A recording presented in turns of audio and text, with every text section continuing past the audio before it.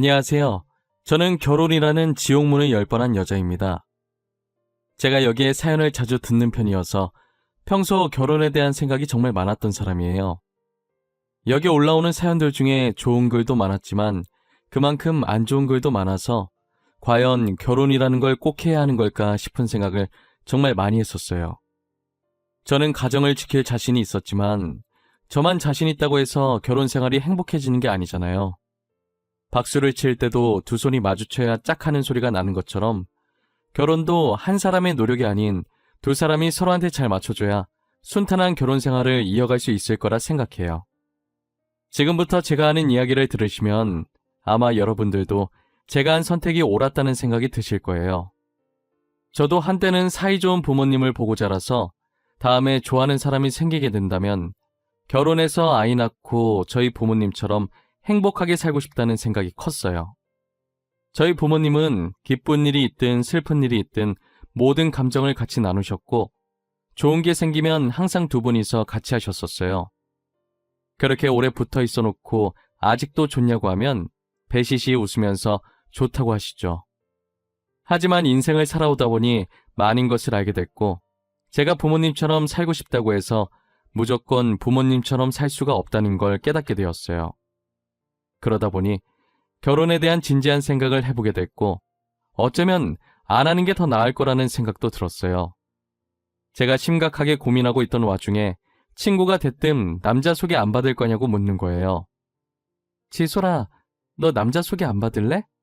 진짜 괜찮은 오빠 한 명 있거든. 사업해서 돈도 잘 벌어. 그 오빠가 내 SNS 타고 네 계정 있는 사진 봤나 봐. 자기 스타일이라고 소개시켜달라고 난리던데?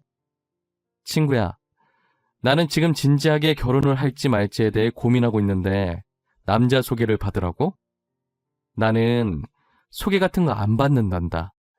다른 사람 알아보라고 전해줘. 야, 결혼은 혼자 하니? 남자친구가 있어야 결혼을 하든지 말든지 하지. 지금 남자친구도 없으면서 혼자서 무슨 고민을 한다는 거야? 내 말은 연애를 해서 결혼을 할지 아니면 아예 비혼주의로 살지 그 고민을 하고 있다고. 여튼 난 소개 안 받을 거라고 말했다. 우리 중에 아직 남자친구 없는 애 있잖아. 걔 소개해줘. 아니, 이 오빠가 너 소개시켜달라고 했다는데 무슨 다른 애를 소개해달래. 너 진짜 안 받아? 사업해서 돈 잘 번다니까. 놓치기엔 진짜 아까운데. 그렇게 아까우면 네가 가지든가요. 생각해보니까 너도 남자친구 없잖아. 그리고 나는 이렇게 어색하게 소개받는 것보다 자연스러운 만남을 좋아해. 저는 친구에게 자연스러운 만남을 좋아한다고 남자 소개해준다는 걸 거절했어요. 그리고 2달 뒤 친구는 자신의 생일 파티에 몰래 그 남자를 부른 거예요. 친구가 전화로 소개받을 건지만 물어봐서 저는 남자의 이름이나 얼굴 아무것도 모르는 상태였죠. 남자는 SNS에서 봤던 제 얼굴을 기억하고 있었고 우연히 그곳에서 만난 척 제게 말을 걸려고 저한테 살짝 물을 쏟고 미안하다면서 자연스럽게 말을 걸기 시작했어요. 너무 자연스러워서 저도 모르게 남자의 말에 다 답해주고 있더라고요. 지금 생각해보면 한두 번 해본 솜씨가 아닌 것 같아요. 그때 알았더라면 이런 황당한 일을 안 겪었을 텐데 말이에요. 사업하는 사람이라 그런지 말을 어찌나 잘하던지 그 남자의 말솜씨에 제가 넘어간 것 같아요. 어느새 정신 차려보니 제가 그 남자와 사귀고 있더라니까요. 사귀게 된 날 제 친구가 말하길 제가 자연스러운 만남 추구한다고 거절하니까 자연스럽게 만나게 친구 생일 파티에 자기 좀 소개시켜달라고 했었다더라고요. 솔직히 의도적으로 접근한 게 마음에 안 들어서 그때 정이 살짝 떨어질 뻔했는데 그래도 막상 만나보니 괜찮은 남자 같길래 계속 잘 만나고 있었어요. 아무래도 남자친구가 사월해서 그런지 말솜씨도 말솜씨인데 사람을 어떻게 해야 자기 입맛에 잘 다룰 수 있는지를 아는 것 같았어요. 제가 조금이라도 화날 조짐이 보이면 빈틈새로 잘 피해가더라니까요. 그렇게 저희는 1년 정도 만남을 계속 이어갔어요. 저희 부모님이 제가 남자친구를 만나고 있다는 걸 알게 되면 당장이라도 만나게 해달라고 조르기 뻔해서 괜히 피곤해질까봐 남자친구 있다는 사실을 알리지 않았어요. 하지만 저는 남자친구의 어머님을 몇 번 뵌 적이 있긴 해요. 남자친구가 이제껏 여자친구라고 소개시켜준 적이 없어서 처음 저를 보시곤 엄청 반가워하시더라고요. 이렇게까지 환대받을 거라는 걸 상상도 못했었는데 어머님께서 먼저 반가워하시니 저도 덩달아 기분이 좋아서 애교도 많이 부렸던 것 같아요. 그 뒤로 어머님께서는 저를 자주 집으로 불러들이셨어요. 남자친구 생일엔 물론이고 어머님, 아버님 생신 때도 저를 불러주셨어요. 처음엔 생신 때도 저를 불러주실 만큼 이뻐해 주시는 것 같아서 은근 기분이 좋았어요. 그리고 상 차리는 거 도와달라고 할 때도 엄연히 제가 손님 입장이라 당황스럽긴 했지만 저를 이뻐해 주시니 저도 어머님, 아버님께 잘 보이고 싶어서 하라는 대로 다 했었죠. 그런데 정도가 점점 지나치기 시작하면서 저를 아예 며느리 대하듯 하시는 거예요. 어느샌가부터 저를 부르는 호칭도 제 이름에서 며느리, 우리 며느리로 바뀌어 있었죠. 어디서부터 잘못된 건지도 모르겠고 이미 되돌리기엔 늦은 것 같았어요. 게다가 자기네들 가족 행사에도 저를 부르셔서 며느리라고 소개하는데 이게 맞나 싶었어요. 그러다 보니 점점 남자친구네 가기가 부담스러워지기 시작하더라고요. 이미 그들의 친척들 사이에선 제가 며느리로 되어 있었고 언제 결혼한 거냐면서 묻기 시작했죠. 매번 그럴 때마다 제게 멋쩍은 듯이 웃으면서 아직 결혼 안 했다고 해명하기 바빴어요. 네가 권희 집사람이라고? 난 청첩장도 못 받은 것 같은데 언제 결혼했대? 설마 니네 둘이 사고쳐서 혼인신고만 한 거야? 사고치다니 아니에요. 절대 그런 거 아니에요. 저희 아직 결혼 안 했어요. 저는 권희 오빠 여자친구예요. 여자친구. 결혼도 안 했는데 권희 애미가 그 짝을 며느리라고 소개한다고? 아, 이제 조금 있으면 결혼을 할 건가 보네. 아니요, 그런 것도 아니고 아직 저희 날짜도 안 잡고 상견례도 안 했어요. 그냥 저를 며느리처럼 이뻐하셔서 그런 것 같아요. 진짜 한두 번도 아니고 어머님께서 일 벌려놓고 제가 왜 수습을 하고 있어야 하는지 모르겠어요.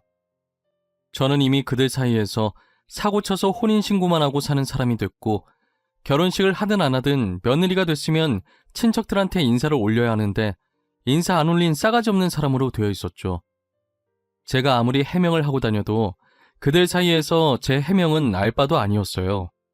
그리고 저를 친척들에게 소개하는 만큼 어머님께서 결혼을 언급하는 횟수도 같이 많아지셨어요. 늘 제게 결혼 얘기를 할 때 남자친구의 사업을 들먹이셨죠. 남자친구는 여자든 남자든 모두가 입을 수 있는 옷 사업을 하는데 협찬을 해준 건지는 모르겠지만 인플루언서가 몇 번 입기도 하고 SNS 유명 인사 사이에서는 꽤나 유명한가 보더라고요. 그래서 남자친구가 사업을 하는 것에 대해 엄청 유세를 떠셨어요. 아가, 너네 만난 지 이제 2년 다 되어 간다고 하던데 슬슬 결혼할 때 안 됐니? 우리 아들 지금 옷 장사도 잘 되고 돈 엄청 끌어모으고 있는데 누가 채가기 전에 해야지, 안 그래? 어머님, 저희는 아직 결혼 생각이 없어요. 지금 이대로도 충분히 좋아요. 결혼하면 하루 종일 붙어서 싸우기밖에 더 하겠어요? 원래 부부가 싸우고 화해하면서 정들고 하는 거지. 친구끼리도 싸우는데 뭐. 그리고 우리 아들은 결혼 생각이 있는 눈치던데 너는 아닌가 보다. 오빠랑 결혼 생각이 아예 없는 건 아니지만 아무래도 결혼하면 평생 같이 해야 하는데 신중하게 결정하는 게 좋죠. 그리고 저는 아직 연애를 조금 더 하고 싶어요. 그러니? 그래도 결혼할 생각이 아예 없는 건 아니라는 거 보면 결혼할 거라는 말인데 그럼 하고 있는 일 그만두고 지금부터 우리 가게에서 일 배워. 갑자기 그게 무슨 말이에요? 잘 다니고 있는 회사를 왜 갑자기 그만둬요? 저는 지금 하고 있는 일도 좋아요, 어머님. 너도 이제 우리 집안 사람인데 내 가게에 너한테 주려고 그래. 너 우리 아들이랑 헤어질 거 아니잖아. 그럼 일 배우는 것도 나쁘지 않지. 저 말을 듣고 처음에는 무슨 논리인가 싶어서 황당해했는데 당장 결혼할 생각도 없었고 그렇다고 남자친구와도 헤어질 생각이 없었기 때문에 저는 어머님께서 하라는 대로 했어요. 정말 어머님 말씀대로 제가 남자친구와 결혼을 할 수도 있는 거고, 그리고 일 배워놓는다고 해서 나쁠 건 없으니까 이것도 다 경험이라고 생각하고 어머님 가게에서 일을 배우기 시작했어요. 저는 엄청 대단한 가게인 줄 알았는데 조그만 맥주집이었어요. 손님이 그렇게 많은 것도 아니고 심지어 그 손님들마저도 죄다 돈 안 되는 손님들 뿐이었죠. 처음엔 제가 일한 첫날만 손님이 없는 거겠지 했는데 매출표를 보니 그냥 없는 것이었어요. 게다가 값싼 안주 하나에 맥주 하나 시키고 하루 종일 죽치면서 떠드는 손님들이 태반이었어요. 이런 사람들밖에 없는데 계속 가게를 운영할 수 있는지가 의문이었어요. 일을 배우다 보니 점차 어머님께서 저한테 가게를 맡기시고 본인은 친구랑 놀러 다니시더라고요. 점차 자신이 친구들과 놀러 다니고 싶어서 일부러 저를 여기에 붙잡아 둔 것 같은 기분이 들었어요. 그리고 자기는 놀러 다닐 돈이 있으면서 저한테는 제대로 된 월급도 주시지 않으셨죠. 제 표정이 좋지 않다 싶으면 저를 살살 달래려고 남자친구와 결혼만 하면 이 가게와 이 가게에서 벌어들이는 돈이 다 제 거라는 듯이 말하고 넘기더라고요. 저는 콩깍지가 무서운 것이라는 걸 이때 알았어요. 제가 어머님 가게가 탐나서 계속 붙어있던 게 아니에요. 솔직히 손님들이 넘쳐나는 것도 아니고 저렇게 벌이도 안 되는 가게가 왜 탐나겠어요? 평소 막장 드라마와 여기에 올라오는 사연들을 읽으며 결혼을 망설였던 저였건만 그 콩깍지 하나 때문에 그런 수모를 받으면서도 저는 남자친구가 좋아서 헤어지지 않고 버텼어요. 지금까지 어머님 가게가 남자친구가 벌어오는 돈으로 유지되고 있는 거거든요. 남자친구 회사 매출이 얼마나 높은 건지는 모르겠지만 어머니께서는 저한테 가게를 맡기시고 본인은 다른 가게를 하나 내려고 생각 중이신 거예요. 지금 있는 어머님 가게도 그닥 썩 잘 되는 건 아니었는데 거기에 또 가게를 낸다고 하니 이쯤 되니까 남자친구 회사 매출이 너무 궁금해지더라고요. 어머님, 혹시 권희 오빠 회사 매출이 어느 정도예요? 도대체 얼마나 돈을 잘 벌길래 가게를 또 낸다는 거예요? 아, 이건 가게가 작아서 얼마 안 해. 이 정도 가게 내줄 만큼은 벌지. 왜? 가게 턱턱 내주는 거 보니까 우리 아들과 결혼이 하고 싶어진 거야? 아니요, 그런 건 아니고. 솔직히 어머님이 지금 가게가 잘 되는 건 아니잖아요. 그런데 이 가게 처분도 안 하고 다른 가게 내준다니까 조금 신기했어요. 어머, 잘 안 되긴. 너가 일을 잘해봐라. 금방 돈방석에 앉을 거다. 내가 있을 땐 손님도 얼마나 많았는데 네가 못해서 그런 거라고는 생각도 안 하고. 제가 가게에 들어오기 전 매출표를 봤다는 걸 어머님께서는 모르시는 것 같아요. 일 가르쳐 주시던 첫날 모니터에 떡하니 1년 매출표 띄워놓으셨던데 기억도 못하시는 눈치더라고요. 괜히 여기서 말 더 얹었다간 좋은 소리 못 들을 게 뻔하니까 대꾸도 안 했죠. 그런데 정말 이대로 가다간 가게가 망할 것 같은 거예요. 뭘 해야 할까 엄청 고민을 하다가 추억의 음식들을 만들어서 팔기 시작했어요. 거기다 가게에 학생 시절 많이 사용했었던 소품들을 구해서 중간중간 배치해주니 정말 그때 그 시절로 돌아간 기분이 들기 시작하더라고요. 그리고 SNS를 이용해서 그 시절 감성의 사진들과 글씨체를 이용해서 홍보도 하기 시작했죠. 며칠 뒤에 제가 올린 글을 보고 왔다는 손님들이 조금씩 생기기 시작하는 거예요. 제 가게는 아니었지만 그래도 매출이 생기는 걸 보니 너무 뿌듯했어요. 제가 가게를 살려놓으니 어머님께서는 조금 놀라신 눈치더라고요. 어떻게 그런 생각을 했냐며 덕분에 돈 좀 만져보겠다고 엄청 좋아하셨었죠. 그리고 얼마 지나지 않아 저는 어머님 가게를 살려놓지 말았어야 했다고 후회했어요. 어머님께서는 매출표를 보더니 이것도 다 한철이라고 벌 수 있을 때 벌어야 한다면서 제게 더 새롭고 기발한 아이템을 요구하기 시작했죠. 저는 실망시켜드리고 싶지 않았기 때문에 뭐가 더 있을지 계속 생각하게 되더라고요. 가게 인테리어로 사용했던 소품들이 저희 시대 때 유행했던 소품들이어서 어머님 시대에 유행했던 것들도 어렵게 구해서 배치해놨어요. 그리고 그 시절 자주 먹었던 음식들을 똑같이 만들 순 없지만 최대한 비슷하게 흉내만 냈었죠. 그랬더니 저희 시대는 물론 어머님 시대의 손님들도 많이 찾아주시더라고요. 사람들이 SNS에 저희 가게 다녀간 후기를 작성해 주셔서 다른 지역 손님들도 많이 늘었어요. 그리고 저희와 비슷한 느낌의 가게들도 많이 생겨나기 시작했어요.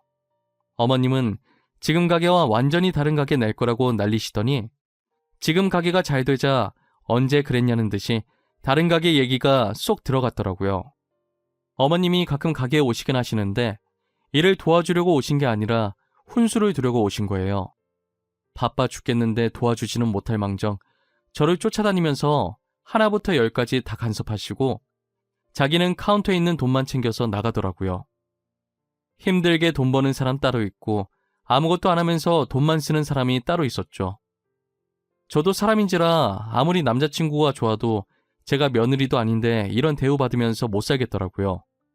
혼자서 진지하게 남자친구와 헤어져야 하나 고민하고 있던 참이었어요. 제가 어머님 장단에 다 맞춰주니까 남자친구 자신도 제게 그렇게 해도 된다고 생각했는지 어머님이 제게 행동하듯 막대하기 시작하더라고요. 평소처럼 어머님 가게에서 오픈 준비하고 있는데 남자친구한테 전화가 온 거예요. 지소라, 부탁할 게 있어서 전화했는데 아직 가게 문 안 열었지? 내가 집에서 서류를 안 가지고 나왔더라고.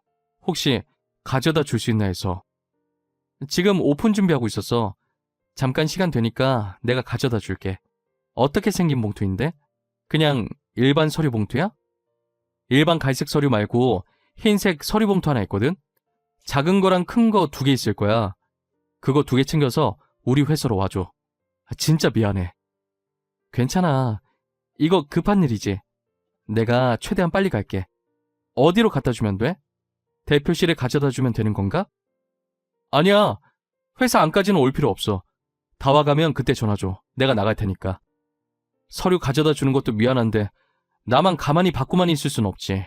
그러니까 꼭 전화해. 알겠지?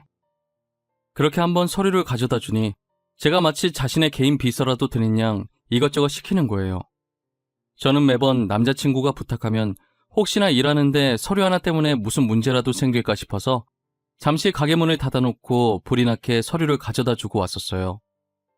제가 계속 가져다 주니까 이게 습관이 돼서 이젠 신경 써서 챙길 생각이 없어 보이더라고요.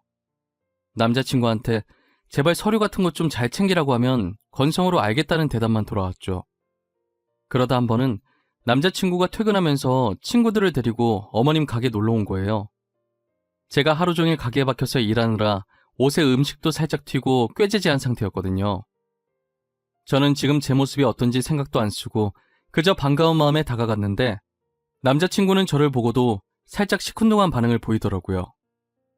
안 좋은 일이라도 있었나 싶어서 밑반찬을 가져다 주면서 물었어요. 오빠, 회사에서 무슨 일 있었어? 오늘따라 표정이 왜 이렇게 안 좋아? 혹시 계약하기로 했다는 거 잘 안 된 거야? 아무것도 아니야. 별일 없었어. 미안한데 나 물 좀 가져다 줄래? 메뉴는 천천히 골라도 되지. 메뉴판은 어디 있어? 내가 물 금방 가져다 줄게. 그리고 메뉴판은 여기 있어. 메뉴 정하면 벨 누르면 돼. 다른 거 더 필요한 건 없지?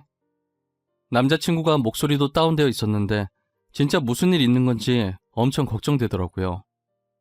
저는 다른 테이블에 호출이 있어서 갔는데 두 귀는 온통 남자친구 테이블 쪽에 집중되어 있었어요. 제가 그 테이블을 떠나자마자 남자친구의 친구가 저에 대해서 물었는데 남자친구는 어이없는 답변을 하더라고요. 코나, 저분 너랑 되게 친해 보인다. 원래 아는 사이야? 어머님 가게 자주 와서 친해진 건가? 아, 혹시 몇 년째 사귀고 있다는 여자친구? 에이, 설마. 저 사람 그냥 알바생이고 여기서 알바한 지 오래돼서 친해진 것뿐이야. 그리고 나 저런 스타일 안 좋아해, 임마. 네가 제일 잘하잖아, 내 성격. 하긴 너 깔끔한 거 좋아하지? 더러운 거 질색이라고 근처도 안 가잖아.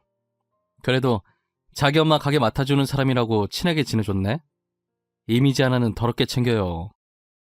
더러워서 싫다고 티내서 우리 엄마한테 좋을 게 뭐 있냐? 갑자기 그만둔다고 하면 골치 아파. 야, 됐고 뭐 먹을지나 정해. 아까 정했어도 벌써 정했겠다. 친구한테 저를 그저 어머님 가게에서 일하고 있는 알바생으로 소개를 하더라고요. 기껏 자기 어머니 가게 살려줬더니 어떻게 저한테 이럴 수 있나 싶었어요. 지금껏 무얼 위해서 이렇게 음식까지 옷에 튀어가면서 열심히 했나 싶은 생각이 들더라고요. 누구는 음식 묻히고 더러운 게 좋아서 잘 다니던 회사도 그만두고 이러고 있냔 말이에요. 제가 그동안 남자친구의 성격을 잠깐 잊고 지냈던 것 같아요. 남자친구는 사업한다고 남들에게 보여진 자신의 이미지를 엄청 챙기는 사람이었거든요. 언제 어디서 아는 사람 만날지 모른다고 항상 제 옷차림을 단속했었어요. 그렇게 이미지 챙기는 사람이 여자친구가 이러고 있는 거 뻔히 알면서 여긴 왜 왔나 싶어요.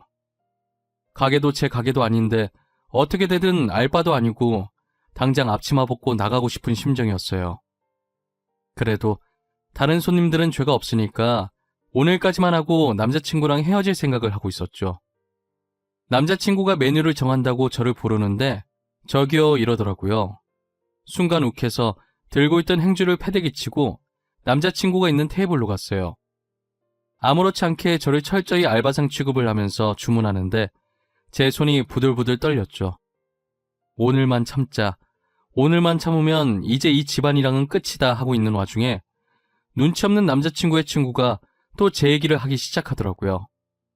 도대체 나이가 몇 살이길래 아직도 번번한 직장 없이 여기서 알바를 하냐면서 여기가 회사 다니는 것보다 시급 세서 붙어있는 거냐면서 비아냥거리는 거예요.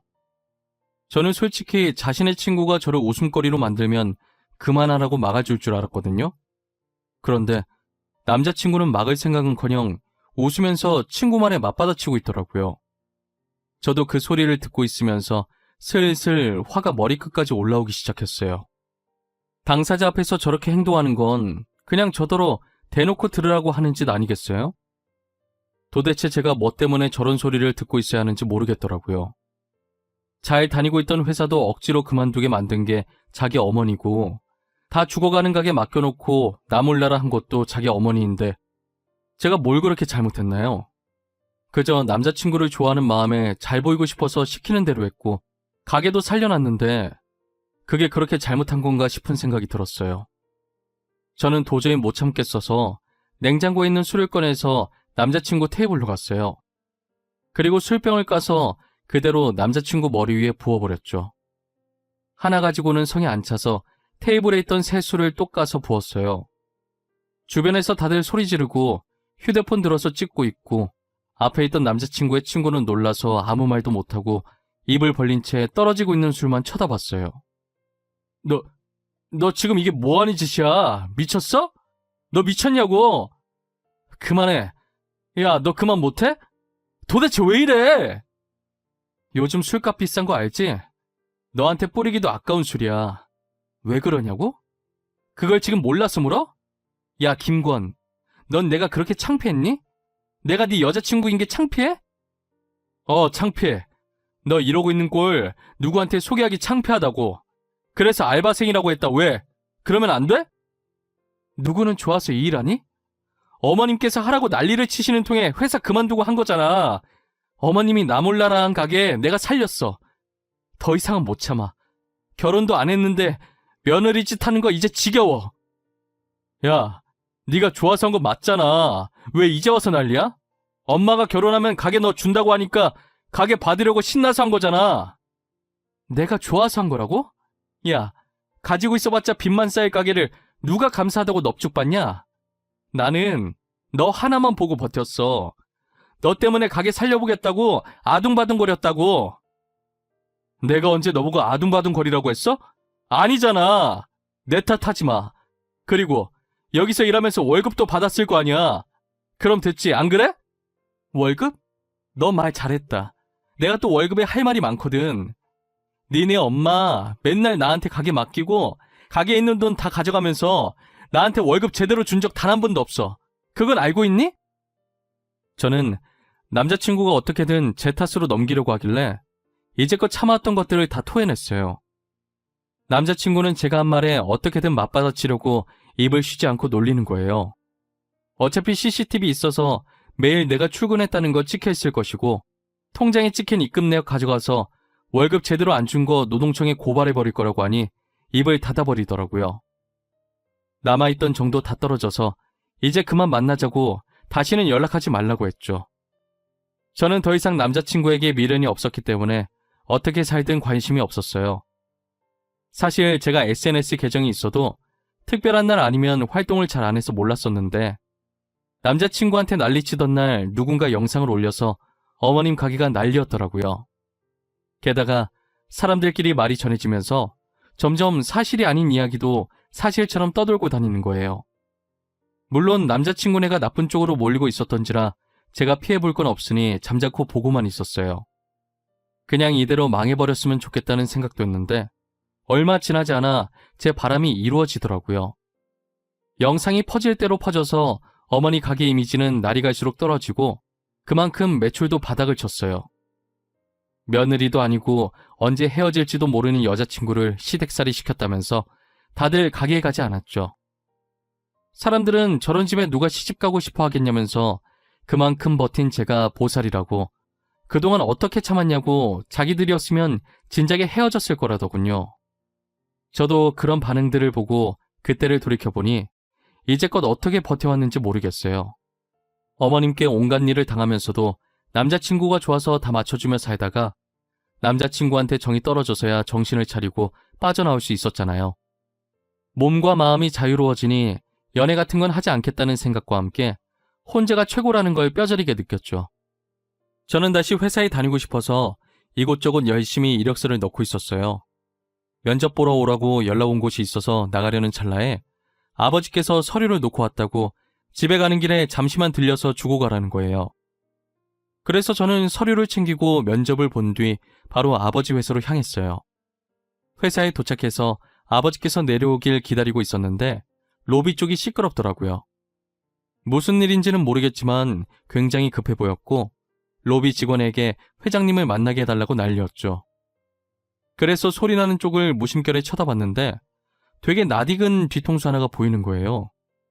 뒤통수뿐만 아니라 목소리도 전 남자친구와 흡사했어요. 가까이 가보려다가 직원들이 아버지께 인사하는 소리에 다시 몸을 아버지 쪽으로 틀었어요.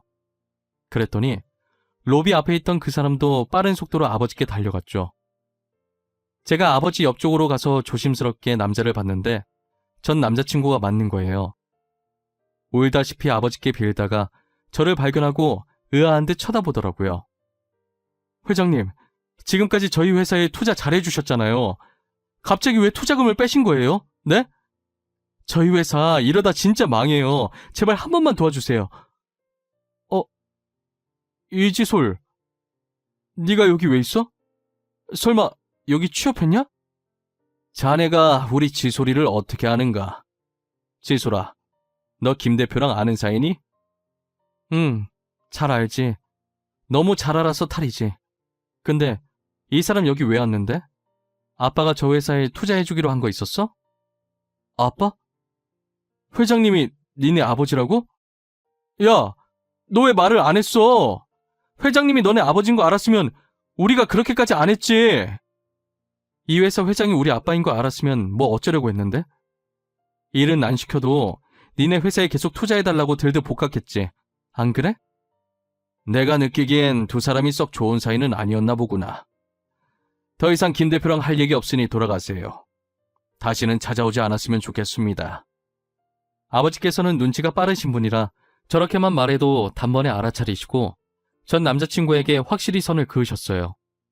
그리고 살려달라고 소리 지르는 전 남자친구를 뒤로하고 저를 데리고 회장실로 향했어요.